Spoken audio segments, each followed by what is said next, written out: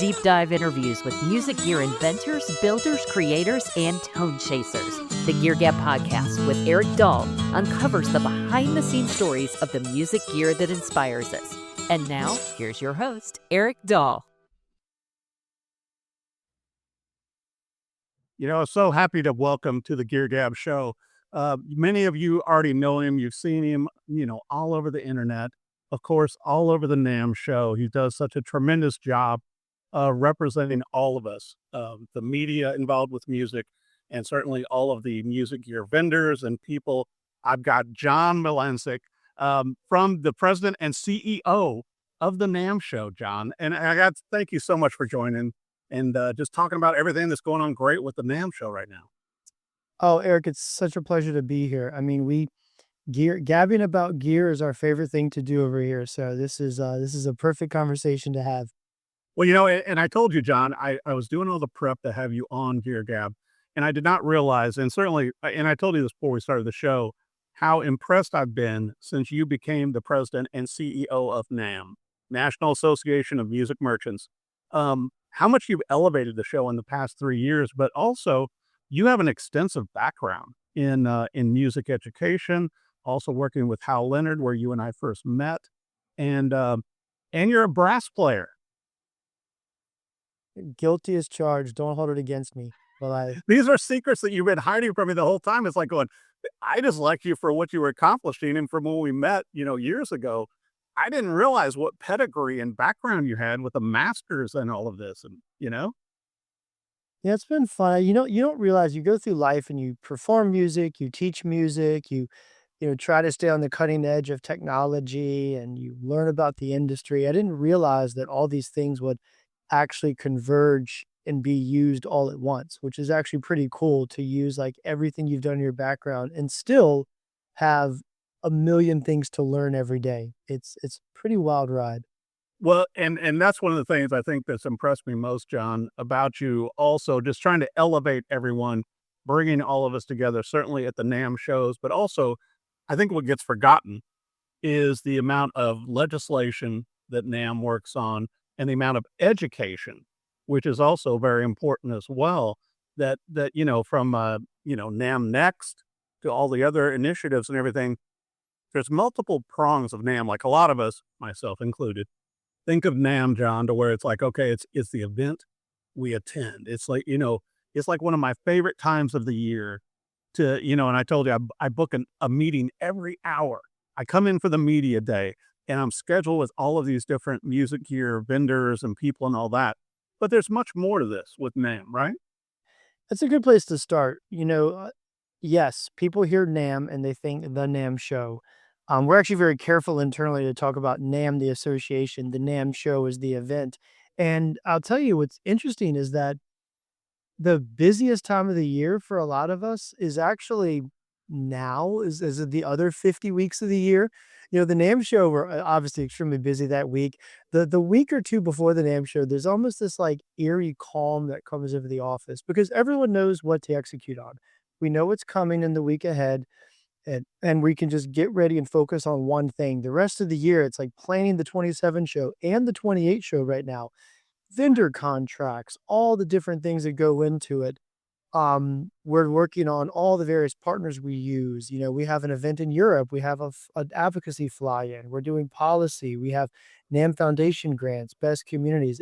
It's amazing how much goes on in this building, like every single day.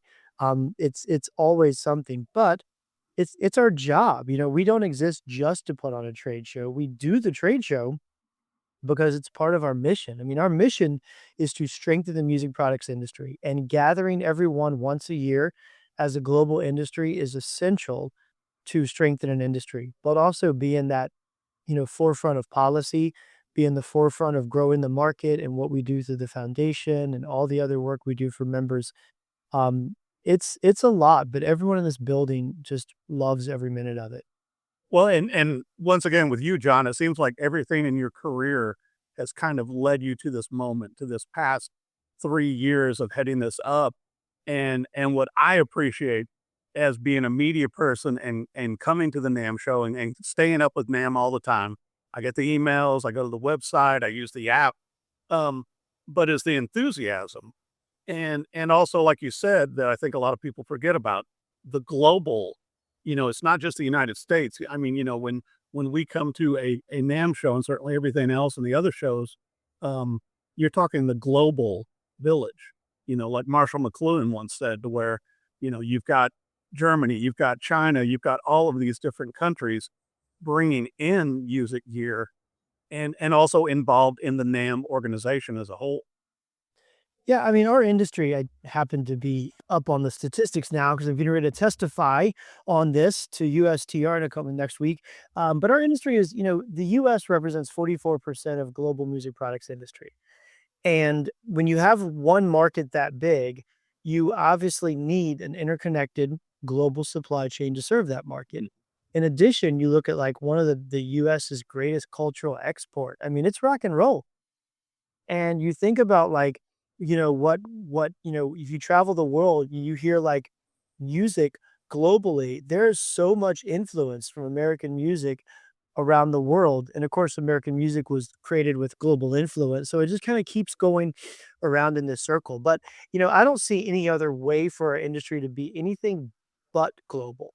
We are so interconnected, not only in the way people, listen to music around the world, the products people use around the world because of the musical styles, but also just the craftsmanship and how instruments have been made for centuries. I mean, one of the arguments that we're making about, the need for a global supply chain for our industry is the fact that there are places in the world that have been making instruments for far longer than the US has been around. I mean, the United States has celebrated 250 years this year. Mhm. NAMM is celebrating 125 years. But, the violins have been made for 400 years. I mean, Zildjian's a 400-year-old company. Talk about cymbal making.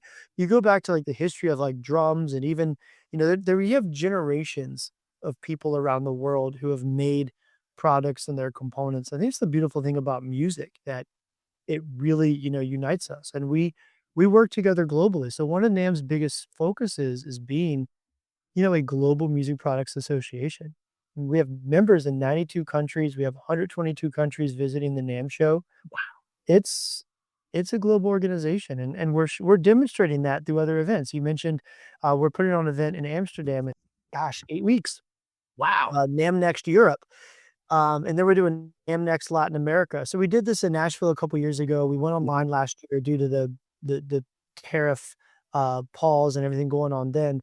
But we've been focusing on gathering leaders in global markets. First of all, to be a force of strength and unity in those particular areas, but also be able to go out and reach NAMM members and non-NAMM members across Europe who might not be coming to the NAMM show, but realize what NAMM can do for them and their business. Because the more people we have engaged, the stronger we are. And same in Latin America.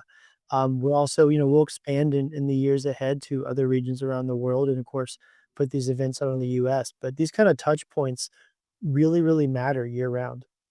Well, and what always amazes me, and once again, thanks to your entire staff with NAMM as the association, but it's like some of the people that I'm friends with from different countries, such as, Germany and China and all around the world, from London, England.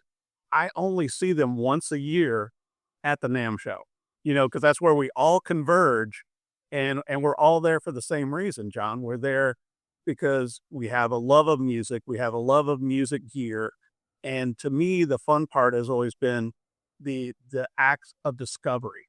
That's why I always enjoyed the little startup companies, to where, in fact, Vinny Smith from VPix, that's where I first met he and his wife, and they had mortgaged their house to have a booth, and they had one pick at that time. And now, they're a much larger company, but there's so many stories like that within NAMM to where, and I always meet interesting people.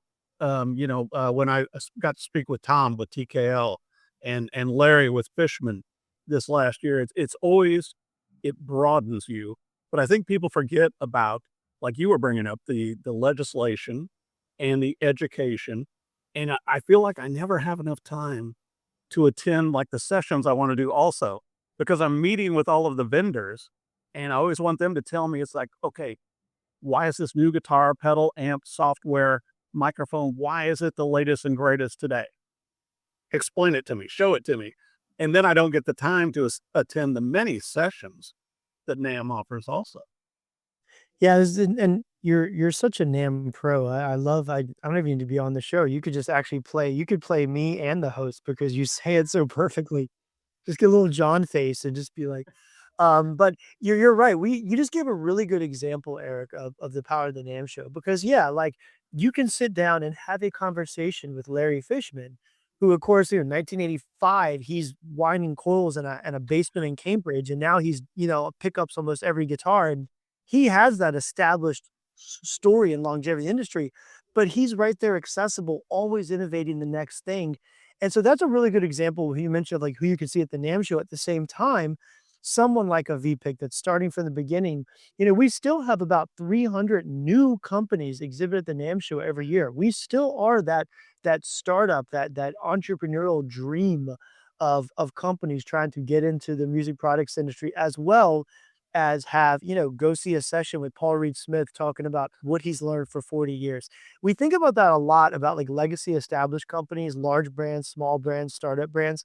And, we're expected to be all things for all people. And that's possible when you segment and differentiate and think about who your customer is. We can be all things for all people when we don't think of all customers as the same. We what an established brand like a Fishman and a Gibson and a Fender and a PRS and a Yamaha, what they need might be different than a startup, someone in a startup pavilion, or someone that's got a little traction but needs some more global distribution or more US retailers. And we have everything in between. And so we work hard at understanding our companies really intimately so we can make sure the NAMM show gets them what they want. And I love that you're just as you were going on about all the things NAMM does, I'm sitting here like, man, you're hitting all these examples so perfectly. But for me though, but working with your team, and like you and I had talked, you and I met years ago back when you were doing a lot of great work for Hal Leonard. And I've been attending the show since 2003. And I always look forward to it, to where I want to learn, I want to grow. Just like we were talking about the media day, which you under your leadership has continued to expand, John. And it's so much fun for me because as a media person, it's like going, okay, I want to learn as much as I can today. And certainly the main stage that you do with that, which you lead, it just keeps expanding.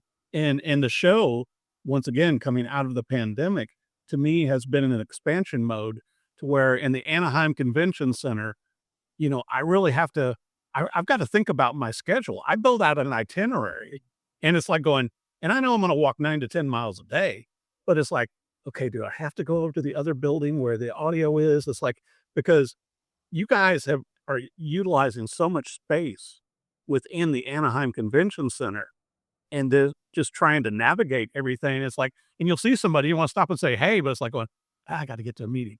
And I'm sure you get stopped all the time because people, and certainly are looking for your knowledge of what you bring to the table. One of the fun thing about the NAMM show for me is to make myself accessible. I intentionally did that more this year and spent time just being on the floor, bumping into folks, making sure I'm visible in all the halls. That's really important. I mean, it's also, NAMM, the association, needs to use the NAMM show the same way that every company uses the NAMM show to kickstart our year, to understand the needs of the industry, to build relationships. And so we as a team, like we have meetings like every leader at NAMM, we know who you're meeting with, it's just like we use NAMM like every business uses the NAMM show because it helps us be successful when our job is to help the music industry grow and succeed. The NAMM show is the best place for us to see what those needs are and capture those. And so we think about that a lot. And just being out there and being visible is part of it. And so you talked about like more year-round things. One thing that's really exciting now is we we've had a real mission to expand the number of people we reach year round.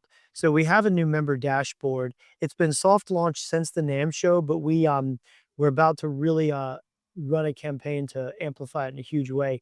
So one of the traditional things is that if you don't go to the NAMM show, or if you're not the authorized contact or voting member of the organization from a membership standpoint, you really didn't get a lot of information. So what we've done is we've created basically a member dashboard that allows every employee of every company who's a member of NAMM to get access to all NAMM communications and all NAMM member benefits. And so you can go on NAMM.org and sign up and say, hey, I'm so and so. I work for Gibson.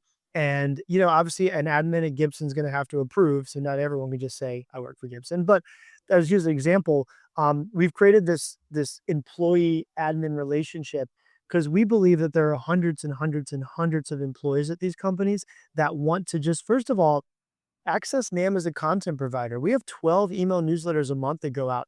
We have a content department that writes blogs. I mean, one thing, we're a storyteller for the industry. So just that content subscription alone is super valuable. But also, I love the newsletters. I always get the newsletters. I always read them. And another facet, I think, John, that some people may not realize is what a great job your video team does also.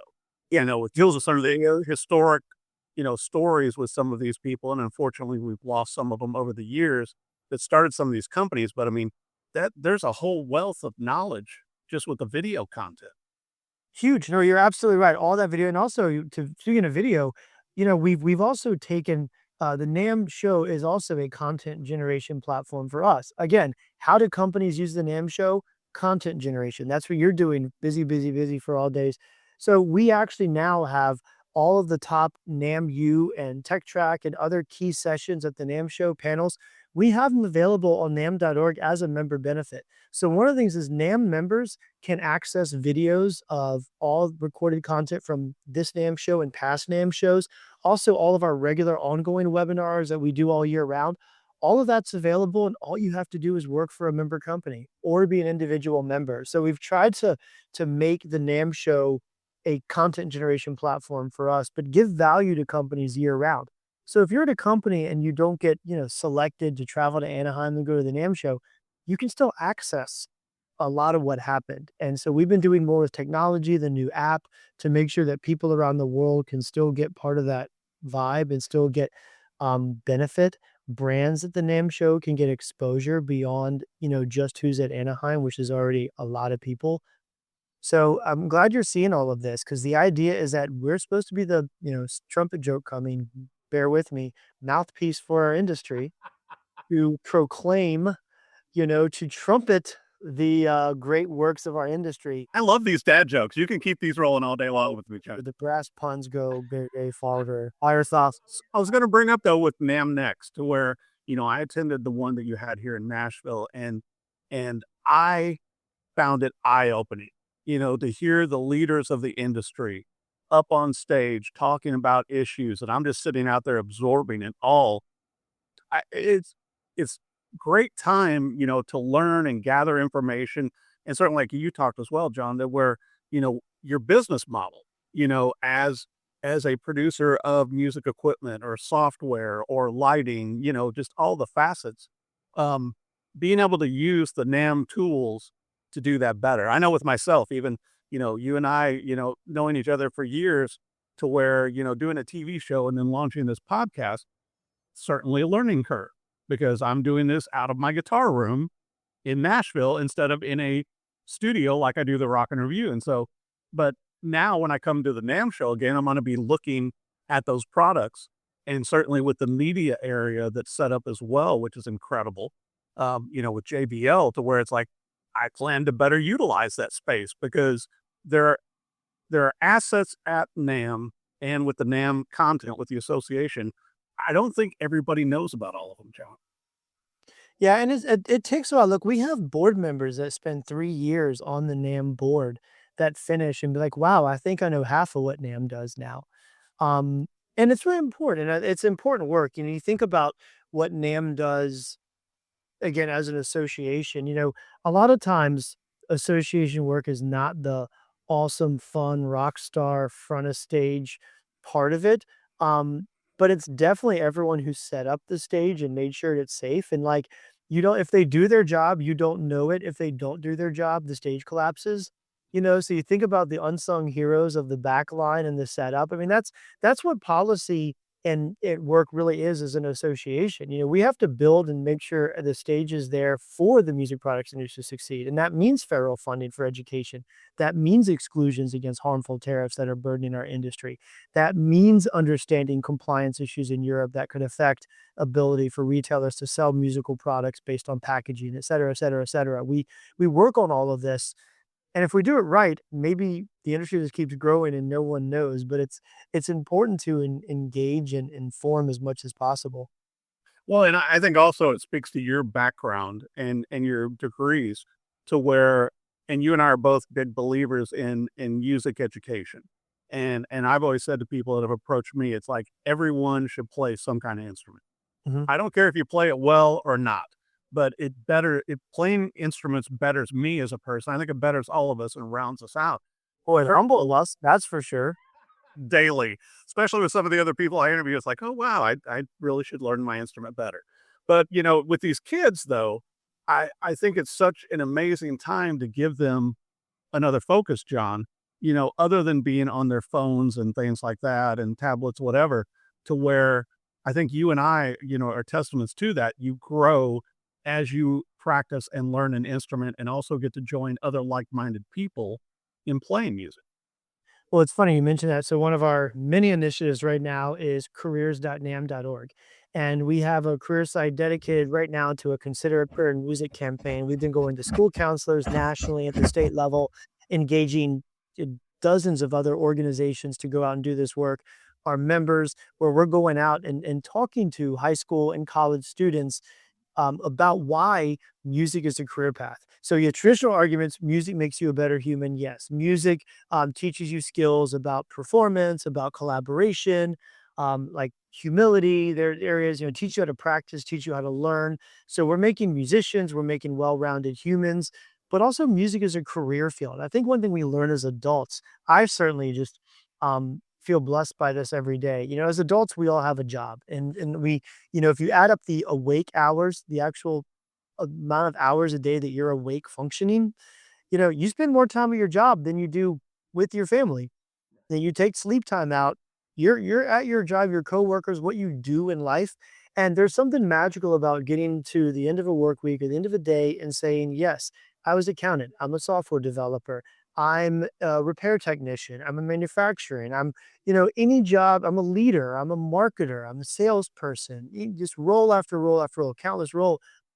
But I did it for an industry that makes the world a more beautiful place through music. And so just telling people that like band, orchestra, or choir, or music tech class or a college music major, you're learning about being in an industry. And you could do anything, any job that exists is needed in music.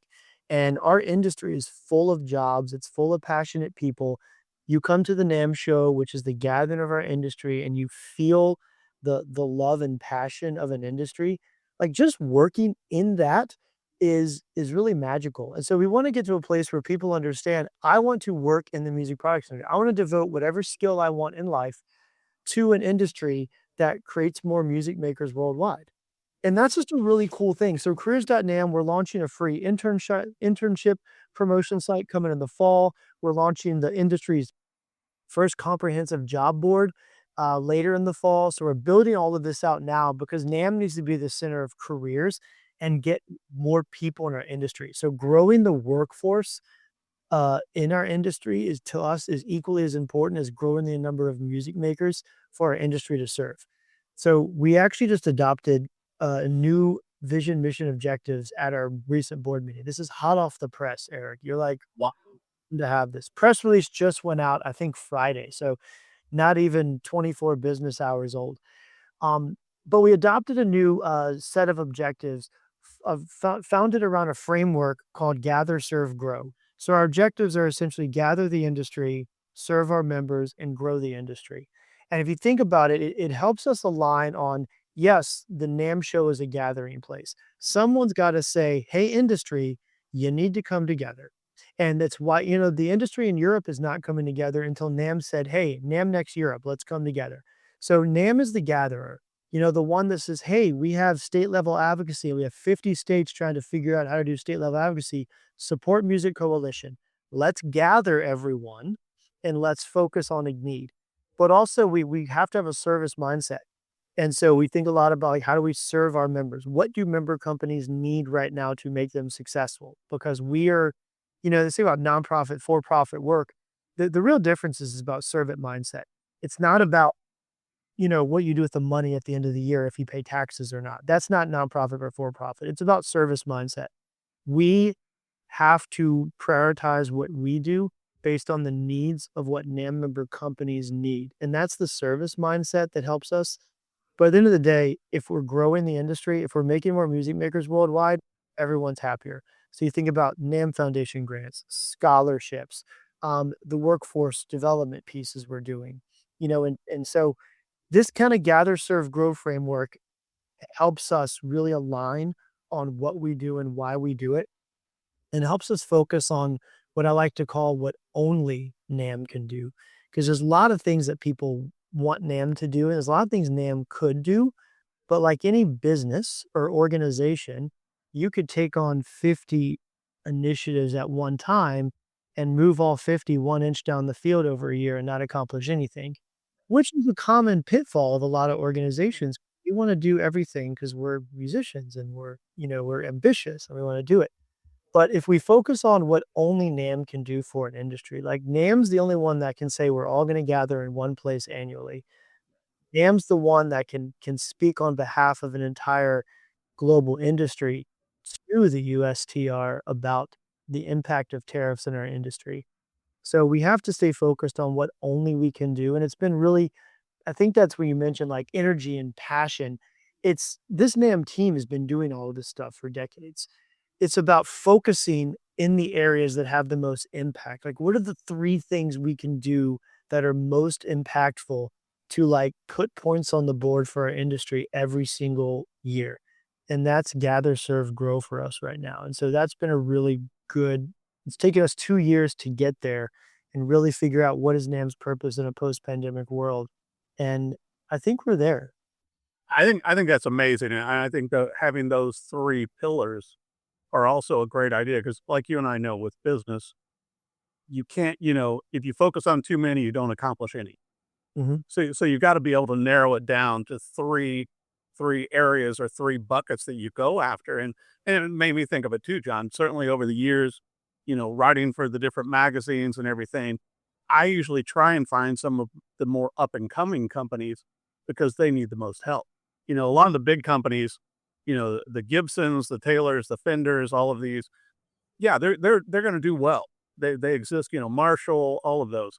But the up and comers, to me, it's always once again discovery, being able to find them and help those businesses and talk with that inventor, that creator that made this product and brought their prototype.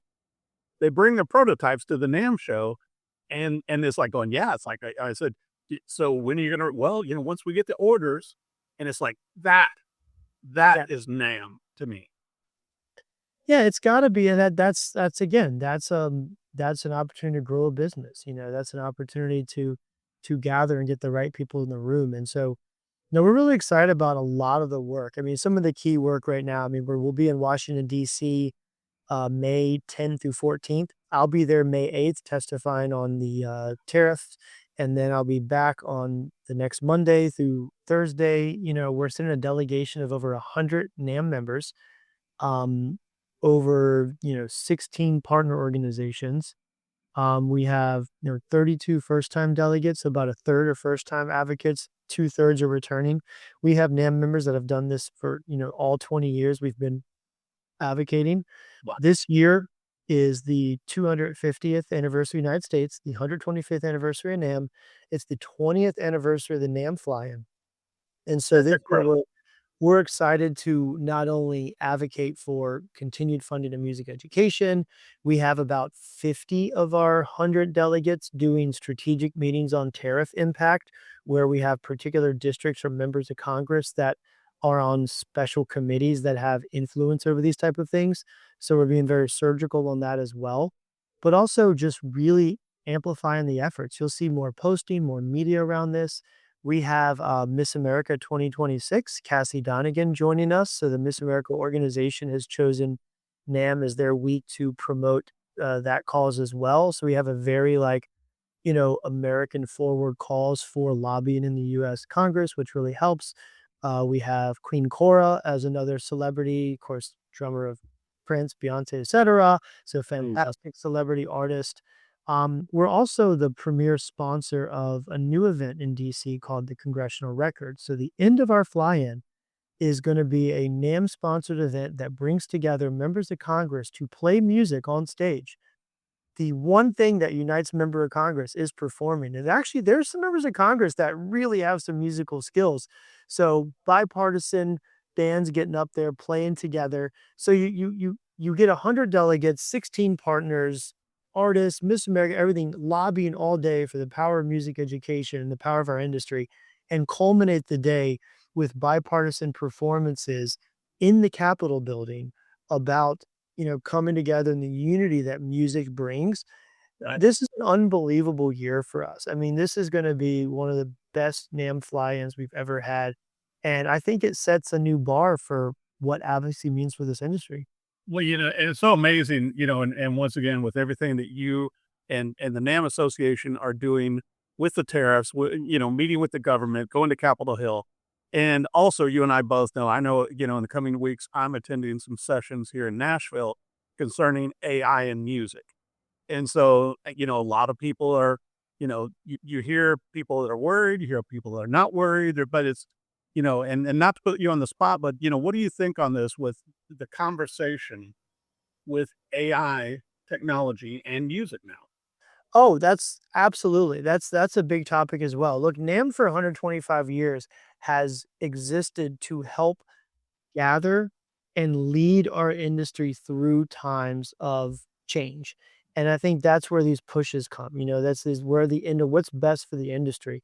And technology has disrupted our industry for a very long time. And it's also propelled our industry. And so you think about like some of the times in history where something like the radio or the television was a huge disruptor. Even, the idea of like plugins and drag and drop plugins on dolls were, people making, rack mounted physical hardware. We're like, well, that's the end for me because now you can just drag and drop any sound, and there's been this evolution, but what's happening now is just things are just moving faster and faster and faster. It's like the past century. If you look at like a millennium, there's like this flywheel, and like the past 100 years have just been getting and going and just goes faster and faster with technology. So not to diminish the impacts of AI because it's very real and it's definitely going to change the face of our industry and many industries, but it's also another instance of technology innovation impacting our industry. So you look at what AI is doing. Yes, we want creator rights. We want to make sure that ethically trained, morally used technology. We want to make sure that we're driving forward the ability to understand that yes, there are things that technology can automate and do faster and now, but the need for humans to create, that's what's core. And so when you think about like the creative power of our industry, not only the creators, the artists with the instruments in their hands, but the incredible creativity of the product managers and the engineers making these products, thinking about how these artists are created.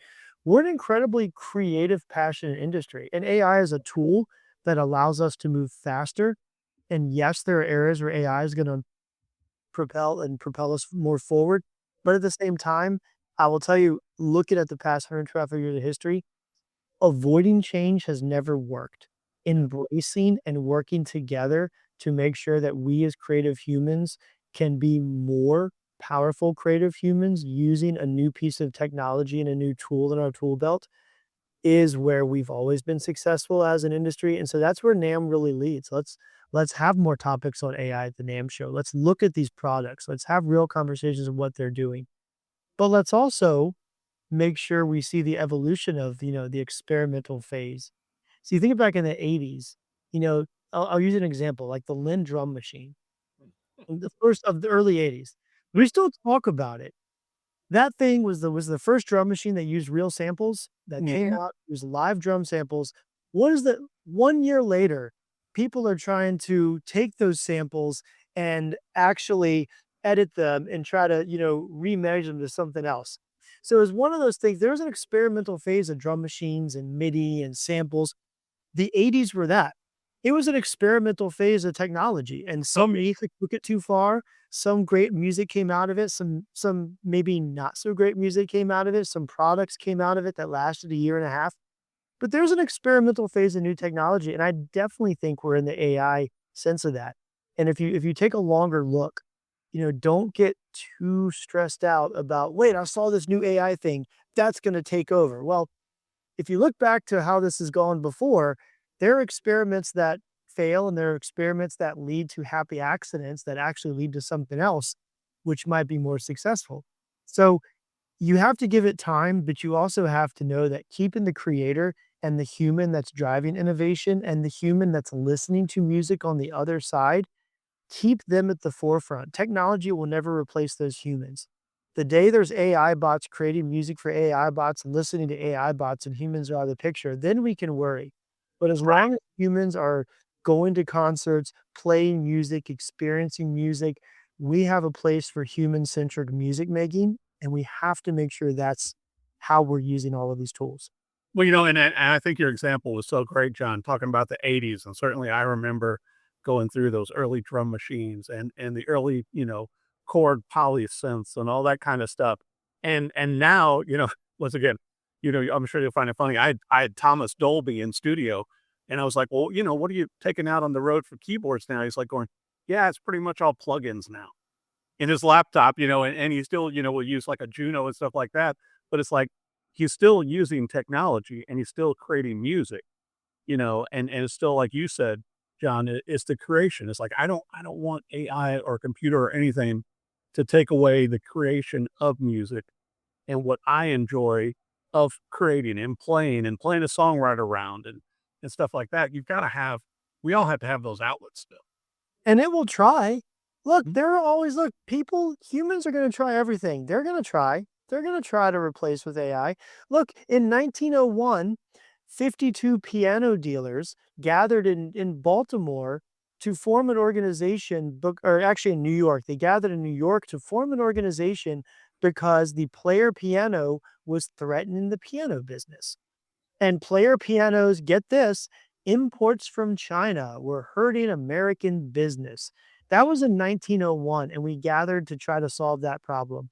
And so piano rolls, player pianos, the radio, all NAMM's, it's been going on for 125 years, and that's the founding of NAMM. And so we always gather, but I think what keeps us going and where I just feel such, like you talk about energy for NAMM, like I'm an energetic person to begin with, but also just the idea of like why I just wake up every morning like we have to do this work is we have an obligation to keep our industry working together. NAMM has done for decades, for over a century. The leaders before me and the leaders before them have done a phenomenal job of making sure that as we're all competitors, we're still making the best overall decision for the industry as a whole, and that's what's kept us going. And so being the one, what can only NAMM do? Say, I know industry, but we as a whole will all be better if we all just kind of go this way. So it's those little nudges to innovation. It's those nudges to say, let's showcase what the next great thing is at the NAMM show. Let's put on events like NAMM Next Europe and gather leaders to talk about, hey, let's look at a 10-year economic outlook and really think about this thing. Like, I know there's problems today, but what's going to happen 5 years from now? Like, that's the type of thing I think about all the time because of the history I've read of the organization. Well, and I was going to bring up too, we mentioned briefly about the NEM app, for when people do come to the shows. And it's like, it's almost to the point, John, now to where I don't think I can navigate all of the areas without the app. It's like I really, and I need to do better with it to where I load all of my itinerary into that and then it populates it.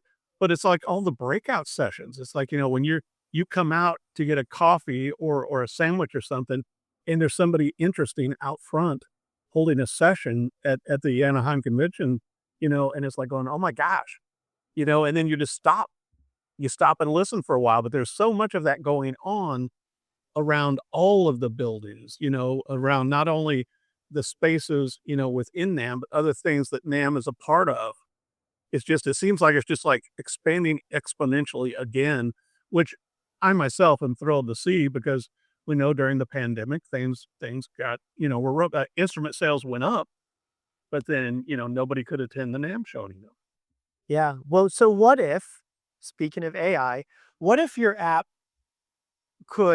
you could go in and select the sessions you want to see, select the exhibitors you want to see, make your plan early, and then have the app create an AI based schedule for you that organizes the sessions and the vendors and puts together a route map with a real 3D map of the entire campus that builds out your route most efficient to catch the things you want and even recommends other things that you haven't even thought of yet in the most efficient walking route to get everything you want to get done.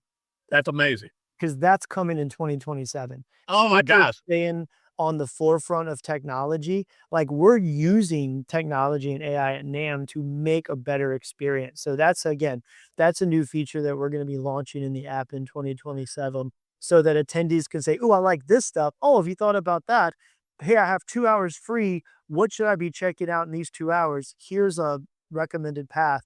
So we have some cool stuff that we're trying to make it really, really efficient for everyone. The hardest thing I have when I'm at the show, and once again, one of the times I always look forward to every year, is that I hardly have time to grab food or find a bathroom. And or sometimes find ice cream. And it's like, those are always the hardest things because it's like going, I don't want to miss out on something. And I'm there for so many days, John. And it's like, I'm trying to pack everything in there and it's hard.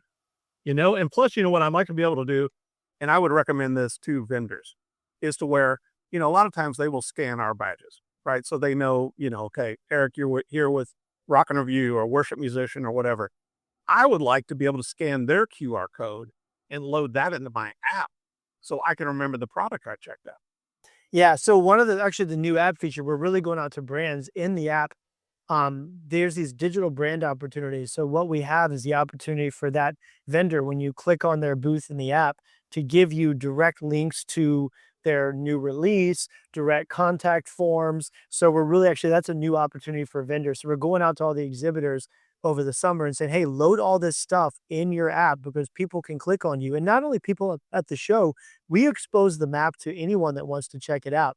What's interesting, we had 60,000 people on the ground in Anaheim. We had 150,000 unique hits on the app, on the map for the schedule, and 800,000 sessions. So you look at the number of people coming back and back, we recognize that 2.5 times the people on site are actually engaging with these brands around the globe, not to mention the 60 plus million views of content generated at the NAMM show. So we're really focused on the power of if you're going to be there in person, face to face, that has to have value. But brands want maximum brand exposure. That's what it's about. They want the whole world. At the end of the NAMM show, the whole world should want these products more than they did the week before. And that's what we deliver, maximum brand demand, maximizing exposure. Right. We're all busy.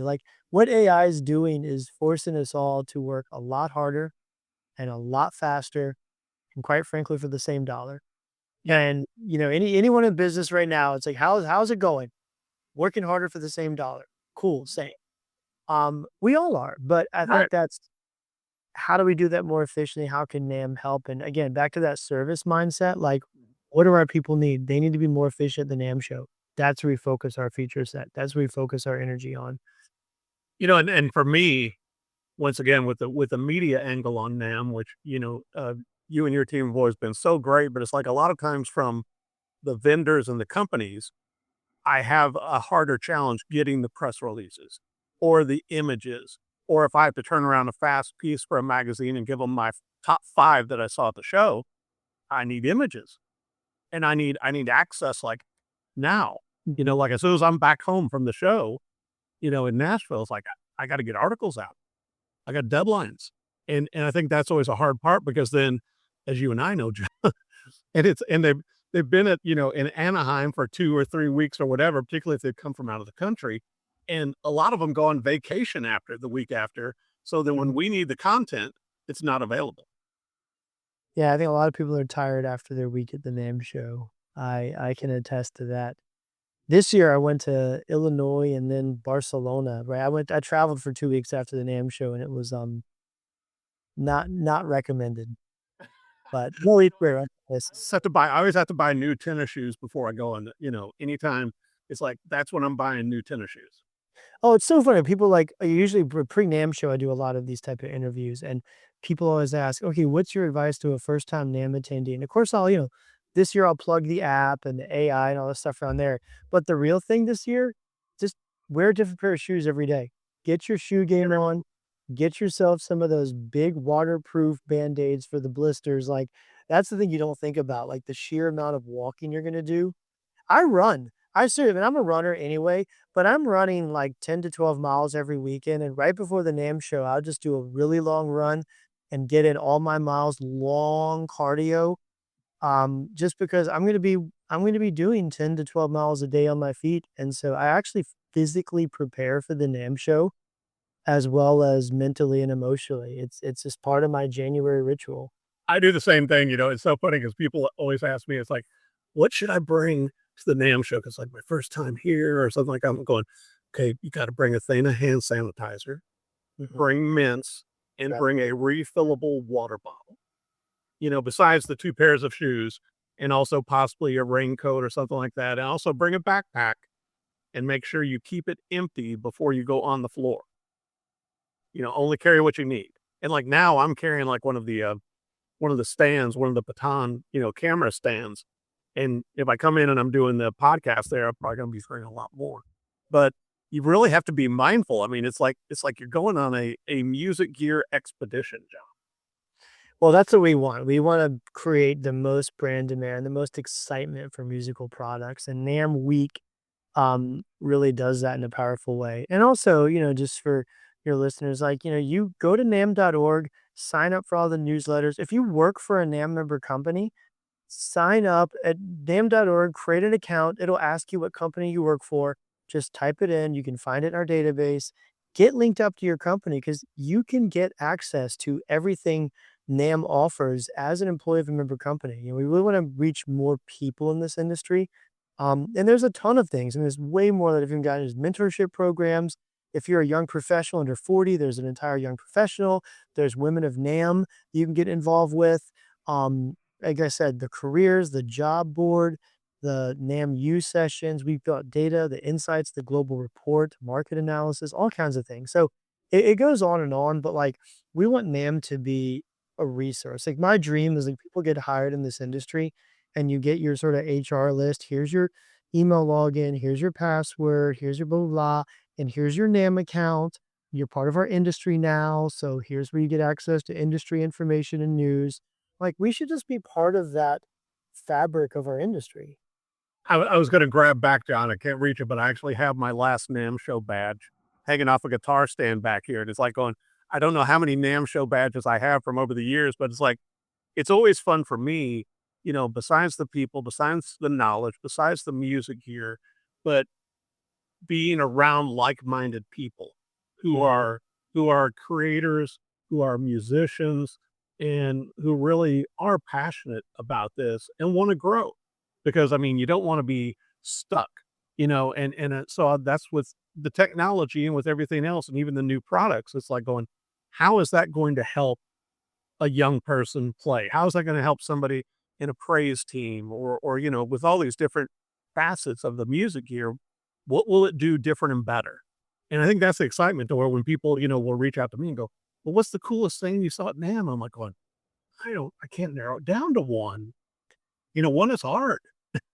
That's another thing too. We definitely do a lot to have people see the products, access the map, access the sessions, engage with brands digitally, create content, brand demand. There's so much about that. I'm not discrediting any of that work. But in addition, just NAMM is an experience. People leave NAMM and they say it all the time. I know I did as a professional many years before I even dreamed of being in this role. The NAMM show for me, my wife still jokes, she's like, remember NAMM show? You'd get so excited and and like it was like I'm like, it was the most energizing piece of professional development, energy. Like they always say NAMM's like not available, maybe May is the old product joke of what NAMM stands for.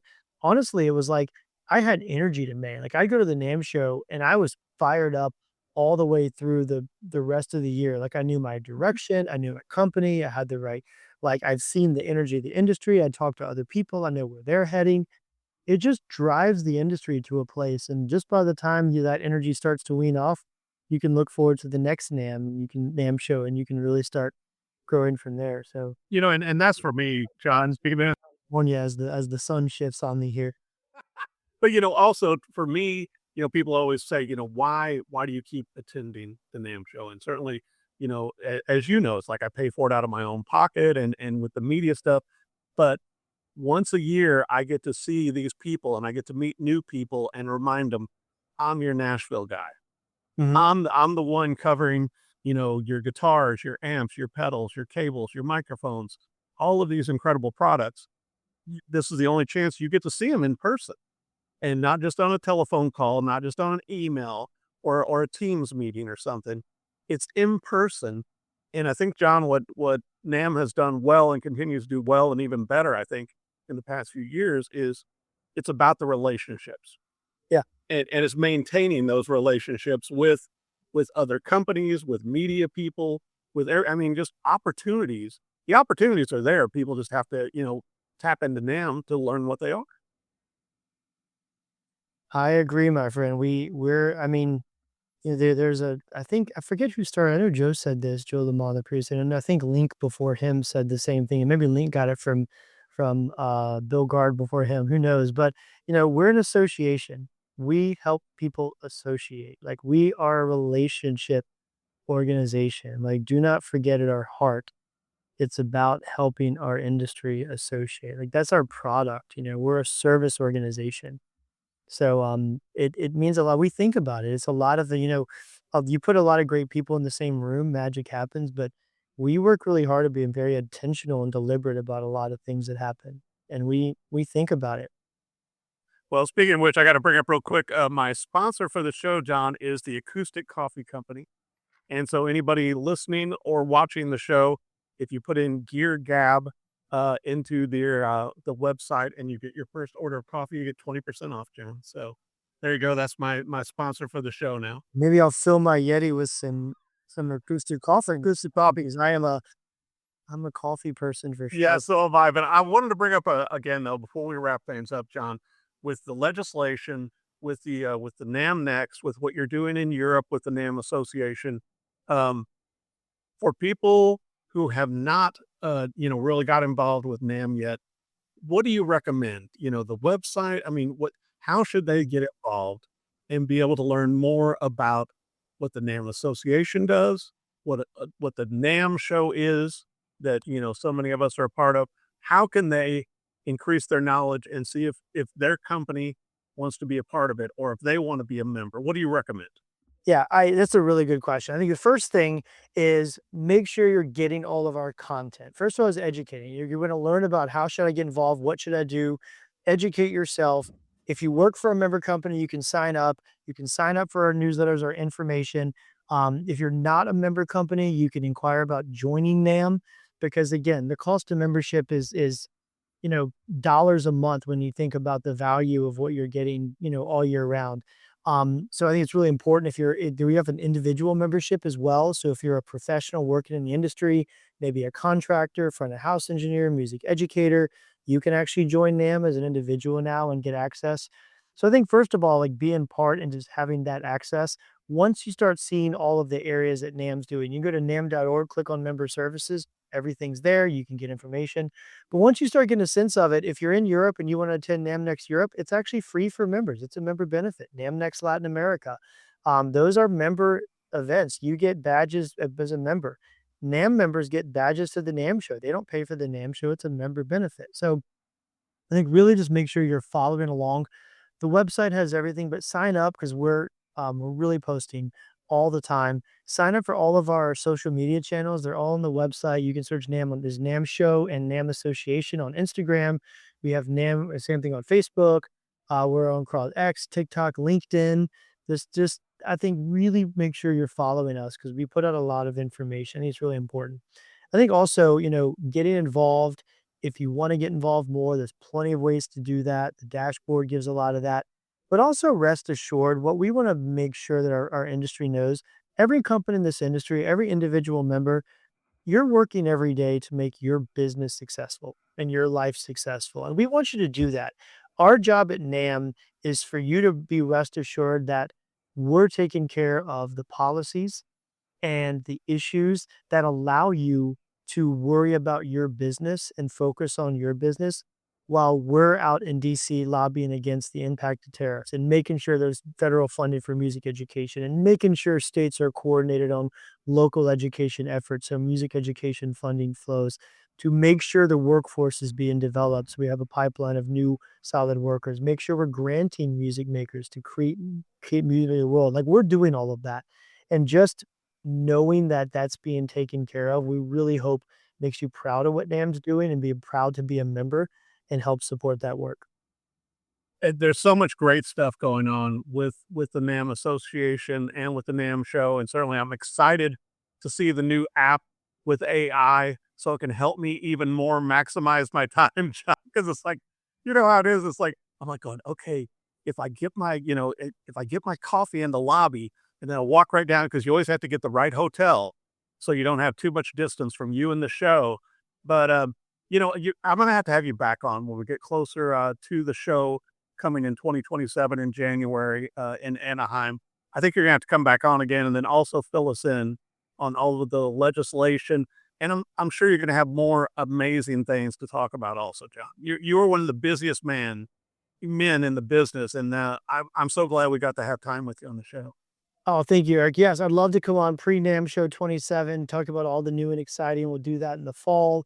We'll definitely have a major recap in the next couple weeks from NAMM. I think I'm going to host, I'm telling you before I talk to our team, I think I'm going to host a special webinar with me to update the industry about what we learn from being in the room with USTR hearing committee and what we learned from members of Congress. I think it's worth like a webinar with me that we can go out and just update the industry and take some questions.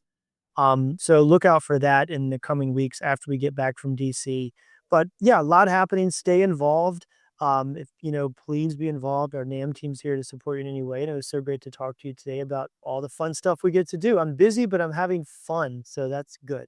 Well, we appreciate you also, the CEO and president of the NAMM show, John Mlynczak. Thank you so much, John, again for coming on the show. And we'll do it again, I promise. Sounds good. Thanks for joining the Gear Gap podcast with Eric Dahl. Subscribe to our weekly conversations on your favorite platform. And if you like what you hear, don't forget to leave us a review. Follow us on social media at Gear Gap Podcast. You'll never know who our next guest will be.